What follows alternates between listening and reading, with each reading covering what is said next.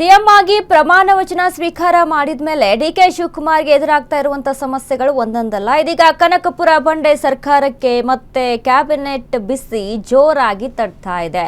Cabinet ವಿಸ್ತರಣೆ DK Shivakumar ಭವನೆ. Kanakapura ಬಂಡೆ ಸರ್ಕಾರಕ್ಕೆ ಮತ್ತೆ ಕ್ಯಾಬಿನೆಟ್ ಬಿಸಿ.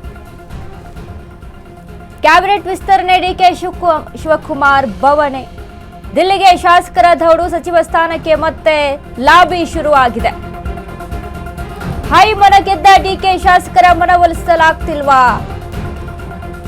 ಅಧಿಕಾರದ ಹಂಗಾಮದಲ್ಲೇ ಮುಗಿಯುತ್ತಾ ಈ ಸರ್ಕಾರ? ಇರುವಂತದ್ದು 2 ವರ್ಷ. ಅಧಿಕಾರದ ಸೂತ್ರ ಹಿಡಿಯಬೇಕೆಂಬ ಡಿಕೆಗೆ ಸಂಕಷ್ಟ ಎದುರಾಗಿದೆ. ಡಿಕೆಗೆ ಶಾಸಕರಿಂದ ತಂಡ ಯಾವಾಗ ಶಿವ ತಾಂಡವ ಆಗುತ್ತೆ ಗೊತ್ತಿಲ್ಲ. ಸರ್ಕಾರ ರಚನೆಯಾಗಿ ಅಂದ್ರೆ ಪ್ರಮಾಣ ವಚನ ಡಿಕೆ ಶಿವಕುಮಾರ್ ಅವರ ಸರ್ಕಾರ ರಚನೆ ಮಾಡ್ಕೋಬೇಕು, ತಮ್ಮದೇ ಆದಂಥ ದರ್ಬಾರನ್ನ ಶುರು ಮಾಡ್ಕೋಬೇಕು ಅನ್ನುವಂಥ ನಿಟ್ಟಿನಲ್ಲಿ ಇರುವಂಥ ಡಿಕೆ ಶಿವಕುಮಾರ್ಗೆ ಇಲ್ಲಿ ಸಂಪುಟ ವಿಚಾರಕ್ಕೆ ಸಂಬಂಧಪಟ್ಟಂತೆ ಆಗ್ತಾ ಇದ್ದಂಥ ಗೊಂದಲದಲ್ಲಿ ಡಿಕೆ ಶಿವಕುಮಾರ್ ತಂಡ ಹೊಡಿತಾ ಇದ್ದಾರೆ.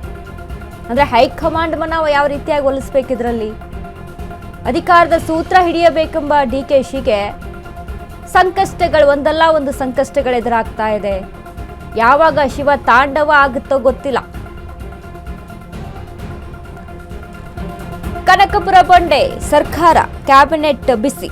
ಸಂಪುಟ ರಚನೆ ವಿಚಾರಕ್ಕೆ ಸಂಬಂಧಪಟ್ಟಂತೆ ಯಾರಿಗೆ ಅವಕಾಶವನ್ನ ಮಾಡಿಕೊಡ್ಬೇಕು? ಇರುವಂತಹ 20 ಸೀಟ್ಗಳಿಗೆ 40ರಿಂದ 45 ಶಾಸಕರು ಆಕಾಂಕ್ಷಿಗಳಿದ್ದಾರೆ.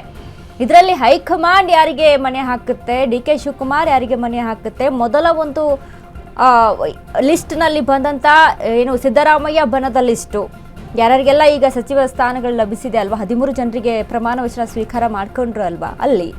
ಬಟ್ ಈಗ ಡಿಕೆ ಶಿವಕುಮಾರ್ ಬಣಕ್ಕೆ ಕೊಡಬೇಕು, ಅವ್ರ ಹತ್ರ ಒಂದು ಲಿಸ್ಟ್ ಇದೆ, ಹೈಕಮಾಂಡ್ ಹತ್ರ ಒಂದು ಲಿಸ್ಟ್ ಇದೆ. ಇರುವಂಥ 20 ಸ್ಥಾನಕ್ಕೆ 40ರಿಂದ 45 ಜನ ಆಕಾಂಕ್ಷಿಗಳು. ಯಾರ್ಯಾರು ಆಕಾಂಕ್ಷಿಗಳಿದ್ದಾರೆ ಅನ್ನೋದನ್ನ ನಾವು ಸ್ಕ್ರೀನ್ ಮೇಲೆ ತೋರಿಸ್ತಾ ಇದ್ದೀವಿ. ಬೇಳೂರು ಗೋಪಾಲಕೃಷ್ಣ, ಕೆ ಷಡಕ್ಷರಿ, ಅಶೋಕ್ ಪಟ್ಟಣ್, ನಾರಾ ಭರತ್ ರೆಡ್ಡಿ.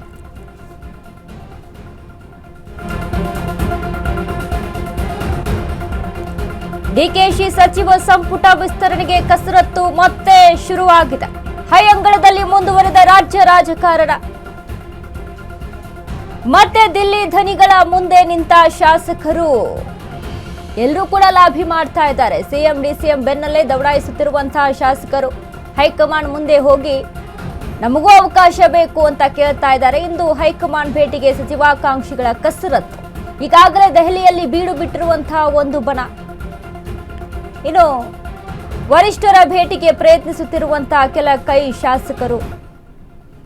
ಇಂದು ಮತ್ತೆ ನಾಳೆ ದೆಹಲಿಗೆ ಇನ್ನೊಂದು ಬಣದ ಟೂರು ಏರ್ಪಾಡಾಗುತ್ತೆ.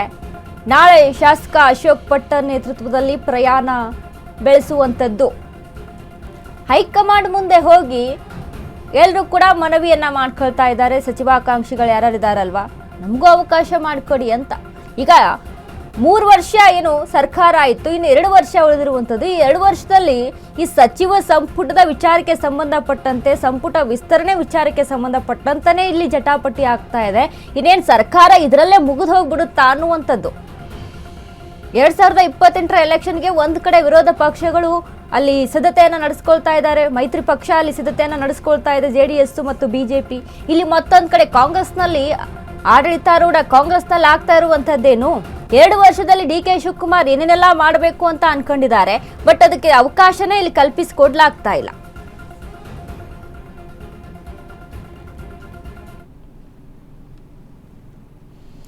ಈಗಾಗಲೇ ಡಿಕೆ ಶಿವಕುಮಾರ್ ಮುಂದೆ ಇರುವಂತಹ ಹಲವಾರು ಸವಾಲುಗಳು, ಈ ಸವಾಲುಗಳನ್ನ ಹೇಗೆ ಎದುರಿಸ್ತಾರೆ ಅನ್ನುವಂಥದ್ದೇ ಇಲ್ಲಿ ಪ್ರಶ್ನೆ. ಇದ್ರ ಬಗ್ಗೆ ಮತ್ತಷ್ಟು ಅಪ್ಡೇಟ್ಸ್ ಗಳನ್ನ ಪಡೆದುಕೊಳ್ಳೋಣ. ನಮ್ಮ ಜೊತೆಗೆ ಲೈವ್ ನಲ್ಲಿ ಜಾಯ್ನ್ ಆಗಿದ್ದಾರೆ ನಮ್ಮ ಪ್ರತಿನಿಧಿ ಜೀವನ್. ಜೀವನ್, ಇದೀಗ ಸಂಪುಟ ವಿಸ್ತರಣೆ ವಿಚಾರಕ್ಕೆ ಸಂಬಂಧಪಟ್ಟಂತೆ ನಡೀತಾ ಇರುವಂತಹ ಕಸರತ್ತುಗಳು ಹೆಚ್ಚಾಗಿದೆ. ಏನೆಲ್ಲ ಅಪ್ಡೇಟ್ಸ್ ಇದೆ ಜೀವನ್ ಈ ಬಗ್ಗೆ?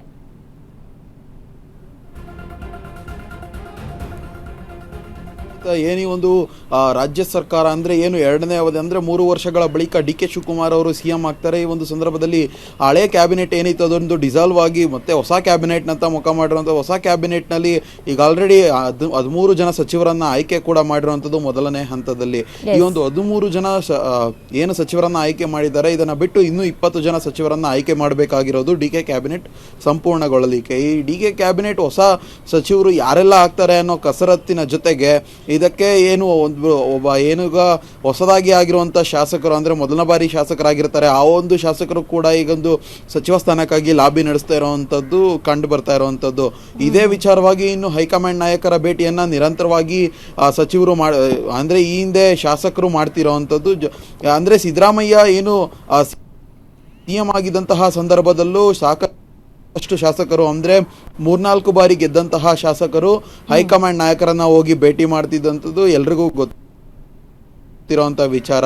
ಇನ್ನು ಅದೇ ರೀತಿ ಈಗ ಡಿ ಕೆ ಶಿವಕುಮಾರ್ ಅವರ ಹೊಸ ಕ್ಯಾಬಿನೆಟ್ನಲ್ಲೂ ಕೂಡ ಸಚಿವ ಸ್ಥಾನಕ್ಕಾಗಿ 3-4 ಬಾರಿ ಗೆದ್ದಂತಹ ಶಾಸಕರು ಈಗ ಆಲ್ರೆಡಿ ಹೈಕಮಾಂಡ್ ನಾಯಕರನ್ನ ಭೇಟಿಗೆ ಹೋಗಿರುವಂಥದ್ದು.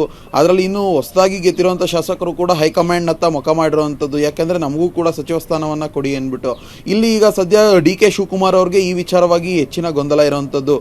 ಬೈ ಚಾನ್ಸ್ ಏನಾದರೂ ಡಿ ಕೆ ಶಿವಕುಮಾರ್ ಅವರ ಆಪ್ತರಿಗೆ ಏನಾದರೂ ಈ ಒಂದು ಹೊಸ ಕ್ಯಾಬಿನೆಟ್ನಲ್ಲಿ ಮಣೆ ಹಾಕ್ದಲೇ ಇದ್ದು ಇನ್ನು ಹೊಸಬ್ರಿಗೆ ಅದಲ್ದಲೆ 3-4 ಬಾರಿ ಶಾಸಕರಾದವ್ರಿಗೂ ಕೂಡ ಈ ಒಂದು ಕ್ಯಾಬಿನೆಟ್ನಲ್ಲಿ ಮಣೆ ಹಾಕದೆ ಹೋದರೆ ಹೊಸಬರಿಗೆ ಏನಾದರೂ ಅವಕಾಶ ಏನಾದರೂ ಹೈಕಮಾಂಡ್ ಕೊಟ್ಟಂಥ ಸಂದರ್ಭದಲ್ಲಿ ಈ ಒಂದು ವಿಚಾರವಾಗಿ ಡಿ ಕೆ ಶಿವಕುಮಾರ್ ಅವ್ರಿಗೆ ಏನೊಂದು ಆಡಳಿತ ನಡೆಸ್ತಿದ್ದಾರೆ, ಅದಕ್ಕೂ ಕೂಡ ತೊಂದರೆ ಆಗುವಂಥದ್ದು. ಯಾಕಂದರೆ 3-4 ಬಾರಿ ಗೆದ್ದಂತಹ ಶಾಸಕರು ಈ ವಿಚಾರವಾಗಿ ತೀವ್ರವಾದ ಅಸಮಾಧಾನವನ್ನು ಹೊರಹಾಕುವಂಥದ್ದು. ಯಾಕಂದರೆ ಹೊಸಬರಿಗೆ ಕೊಟ್ಟಿದ್ದೀರಾ, ನಾವು 3-4 ಬಾರಿ ಗೆದ್ರೂ ಕೊಟ್ಟಿಲ್ಲ ಅನ್ನುವಂಥದ್ದು. ಇನ್ನು ಇದೇ ವಿಚಾರವಾಗಿ ಮತ್ತೆ ಬೇರೆ ಒಂದು ಪಕ್ಷದಿಂದ ಬಂದು ಸಚಿವ ಸ್ಥಾನದ ಆಕಾಂಕ್ಷಿಗಳಾಗಿ ಏನೊಂದು ಕಾಂಗ್ರೆಸ್ ಪಕ್ಷವನ್ನು ಸೇರಿರ್ತಾರೆ, ಅವ್ರಿಗೂ ಕೂಡ ಈ ಒಂದು ವಿಚಾರದಲ್ಲಿ ಏನಾದರೂ ಅಸಮಾಧಾನ ಉಂಟಾಗ್ಬೋದು ಅನ್ನೋ ಒಂದು ವಿಚಾರಗಳು ತಿಳಿದು ಬಂದಿರುವಂಥದ್ದು ವನಿತಾ.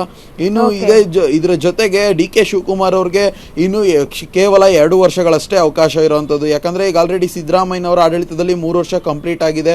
ಇನ್ನು 2 ವರ್ಷದಲ್ಲಿ ಏನಂದರೆ ಇನ್ನೊಂದು ವರ್ಷ ಆಡಳಿತವನ್ನು ಮಾಡಿದ್ರು ಕೂಡ ಇನ್ನು ಕೊನೆಯ 1 ವರ್ಷ ಏನೊಂದು ಮುಂದಿನ ಎಲೆಕ್ಷನ್ಗಾಗಿ ಅವರು ಮೀಸಲಿಡಬೇಕಾಗುತ್ತೆ. ಮುಂದಿನ ಎಲೆಕ್ಷನ್ನಲ್ಲಿ ಏನೆಲ್ಲ ಮಾಡಬೇಕು, ಅಧಿಕಾರಕ್ಕೆ ಬರಬೇಕು ಅನ್ನೋ ಒಂದು ಎಲ್ಲ ಒಂದು ಟಾಸ್ಕ್ ಏನಂದರೆ ಕಂಪ್ಲೀಟ್ ಆದಂತಹ ಮಾಹಿತಿಯನ್ನು ಅವರು ಕೂಡ ಪಡೆಯಬೇಕಾಗುತ್ತೆ, ಅದ್ರ ಮೇಲೆ ವರ್ಕ್ ಮಾಡಬೇಕಾಗುತ್ತೆ. ಓಕೆ, ಥ್ಯಾಂಕ್ ಯು ಜೀವನ್ ನಿಮ್ಮೆಲ್ಲ ಅಪ್ಡೇಟ್ಸ್ಗೆ.